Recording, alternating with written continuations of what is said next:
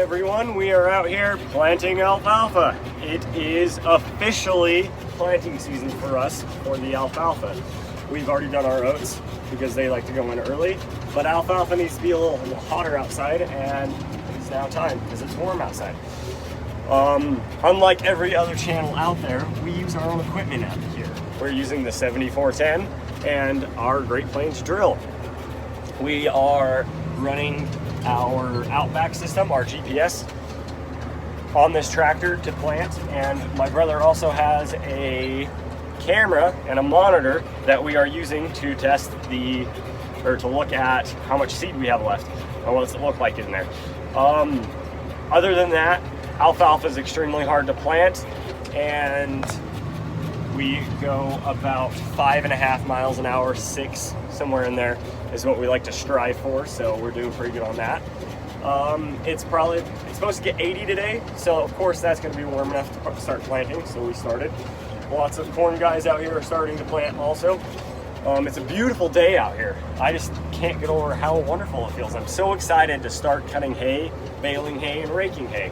Hauling hay is not that great, so I'm not really excited for that, but we can get pumped up for that, I guess, because I mean, it does mean that we get to cut it and all the other stuff. So a little bit about the alfalfa. It needs to be 1/4 inch to 1/8 of an inch deep into the soil. If it's too deep, it won't get enough heat and it won't get enough sunlight in order for it to grow. And if it's too shallow, it won't get enough soil contact and it doesn't hold the moisture as well.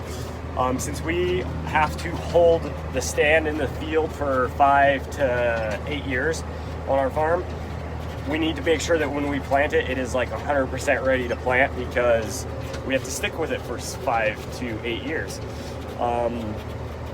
Other than planting alfalfa, I have some other news. Since I have 50 subscribers, I hit that like last week, I think, we are going to be giving away 2 hats that kind of look like this one. They're Pioneer Trails Ag hats. If you guys didn't know, our farm logo and name is Pioneer Trails Ag, but that's not what my channel name is. That might get confusing, but I am giving away 2 hats. To enter, you have to comment down below, like this video, and give it a thumbs up. And you have to be a subscriber, of course. I'm going to be giving them away when I hit 100 subscribers, so that's probably a little ways away, but that should give you guys plenty of time to enter to win some hats. There's going to be a green one like this, and there's going to be a blue one. The blue one I really like, so I'm going to be giving one of those away. I hope you enjoy this video, and thank you guys for watching.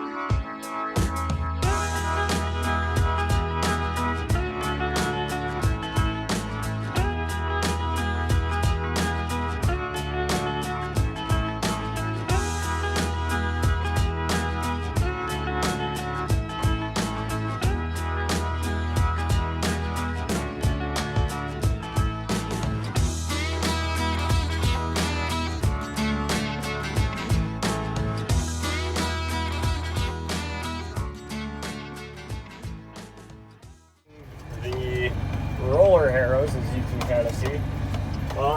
I was just going to make a video and kind of show you what we're doing in this cab.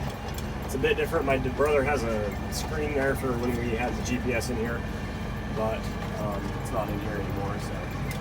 So, but if we look here, it's a little hard. I don't know if you guys can see this. I have it set so that it's crab walking. So that means the front tires and the rear tires of this are not actually going in the same path as they would be if they were in not crab walking. And that's because we have this thing called combination steering. It's in this tractor because this is a row crop special. They made this tractor specially for people that did row crops like corn and stuff, with an articulated like this is, which is what that whole mechanism back here is, how it turns.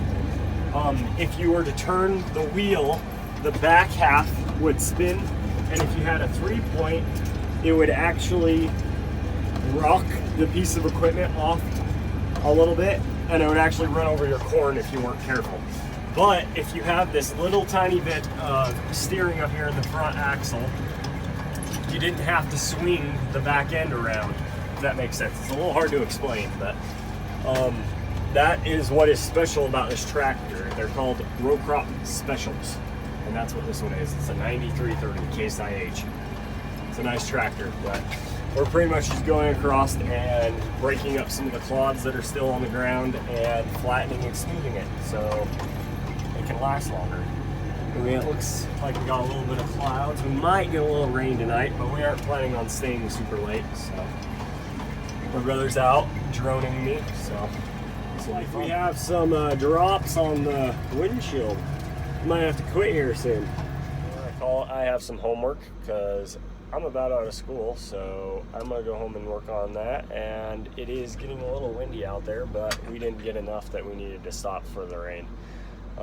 We can tolerate just a little rain, but like I said, we weren't looking to stay out as long as we could tonight because we have a full day tomorrow to do. So we're just gonna head home. I think he thinks it's a race.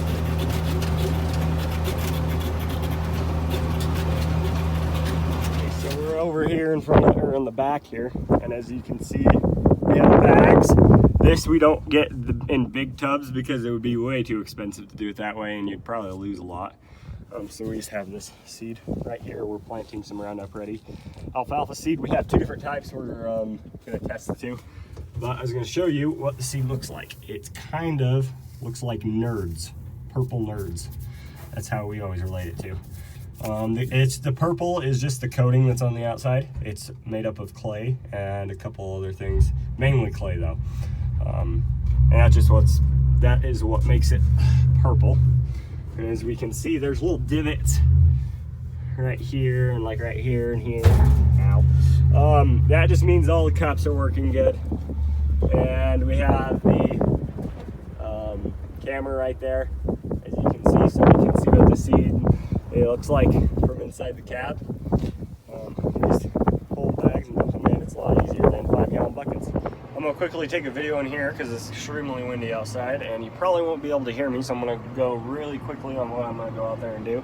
If we look here on this screen, there's little tiny divots where the cups are.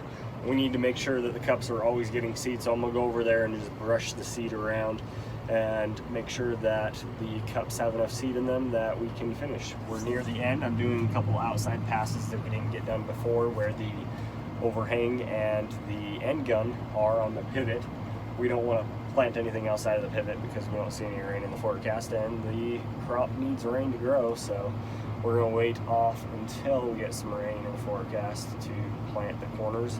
And if we don't get any of that this year, we'll probably end up doing it next year. So that is what we're going to be doing. We had a tire go flat on the pivot, so we came here to change these, pull off the bolts. This one looks like it has a crack in the sidewall, so we have to go and take it to the tire shop, and then they're going to actually put a new tire on it because it probably won't be able to be saved. But this is the stuff that we just seeded. Sucks that we had to turn the pivot off because it sure needs some water. It's really dry. And while I'm here, might as well get this little thingy.